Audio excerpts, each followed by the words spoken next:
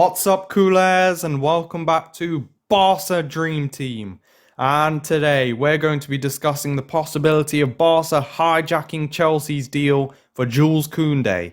That's right, guys, because in the last few days Chelsea's progress has slowed down, and Barca have come in at the last moment to bring Kounde to the Camp Nou.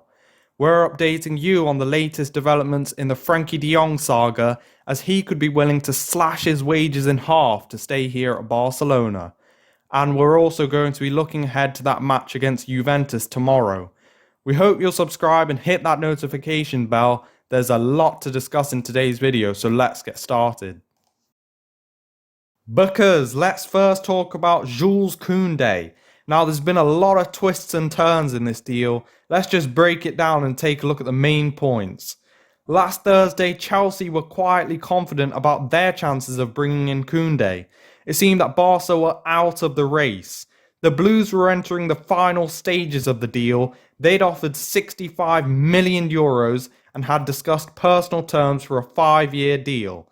And that's a very reasonable bid. Kounde's valuation on Transfermarkt is at an all-time high at an incredible 63 million euros.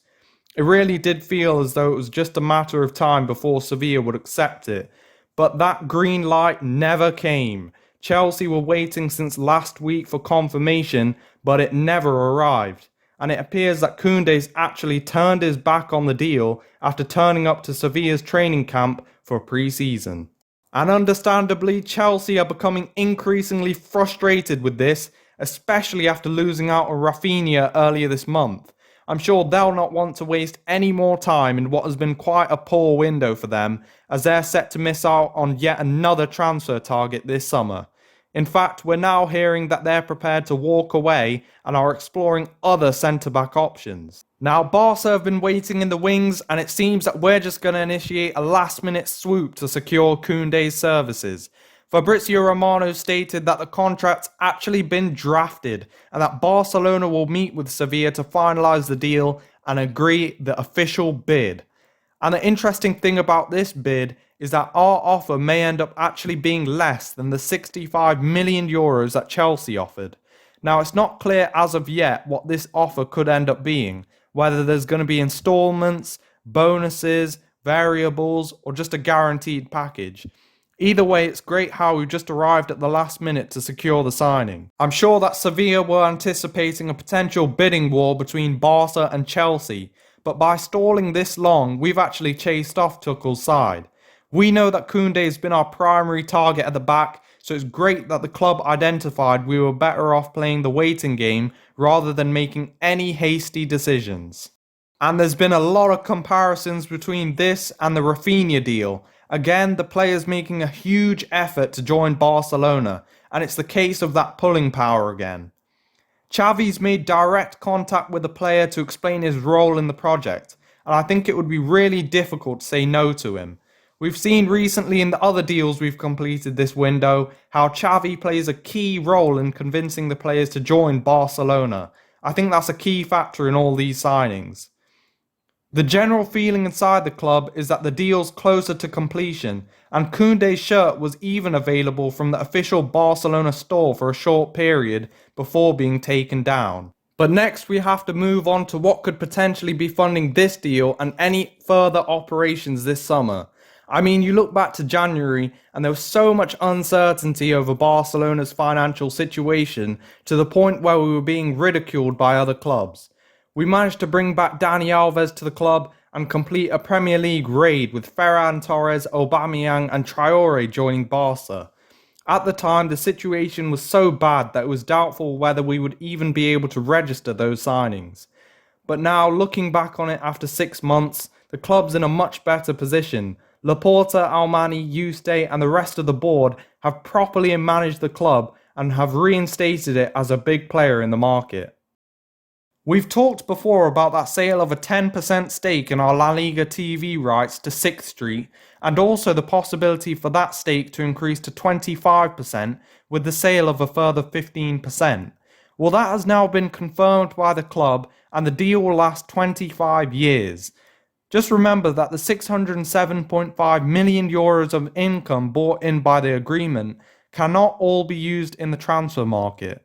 200 million will be used for transfer fees, wages and commissions in the market, and the remainder will be used for other projects around the club. And this is obviously great news because we should comfortably be able to register our new signings this summer and we'll have room to strengthen our squad even more. It's definitely an exciting time to be a Barcelona fan. Now we can get excited about the potential new signings to follow Kounde through the door, but we also have to discuss potential outgoings. So let's talk about Frenkie De Jong. Now the latest twist in the story is that despite agreeing an initial €65 million deal for Frenkie to join United, Barcelona have publicly insisted that they want to retain the playmaker's services.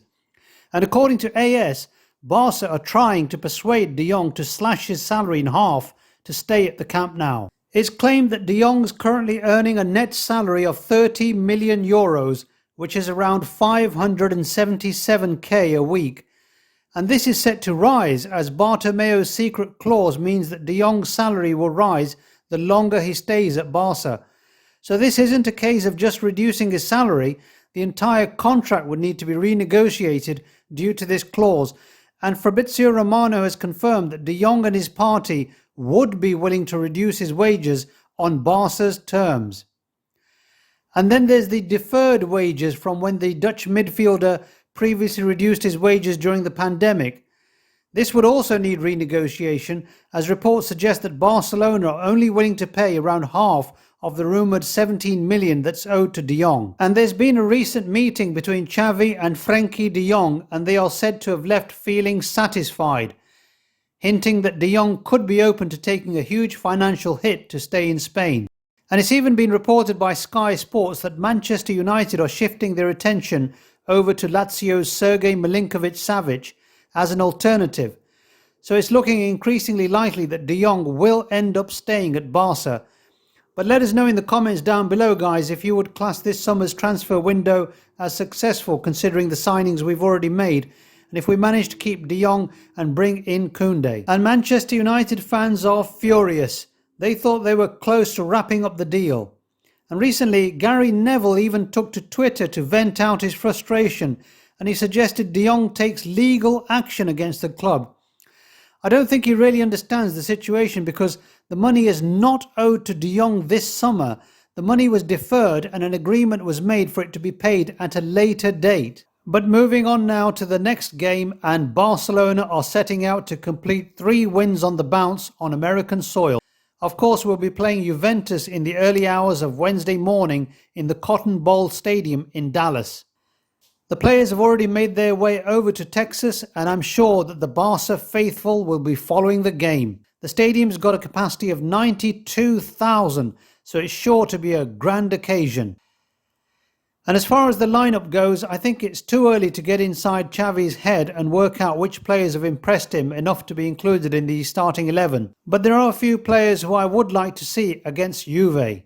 I'm sure that Rafinha will start after 2 excellent performances against Inter Miami and Real Madrid. And we said, didn't we, how he's really on red-hot form, with 2 goals and 2 assists in 2 games. We saw some really good signs from Robert Lewandowski and what he can bring to the team. He was unlucky not to get off the mark against Madrid after a thunderous shot in the first half. I think it was harsh for Franck Kessié to make a small cameo in that Clásico on the weekend. I think he's likely to start this time round. Ter Stegen will more likely than not start between the posts, with Neto dropping out of favour. In fact, Neto's not even been included in the squad as the club tried to push him out of the door. And I wouldn't be surprised to see Andreas Christensen line up just in front of him. I'd say he's slipped under the radar with the other big money moves perhaps overshadowing him, but he's really made a good start in his Barcelona career.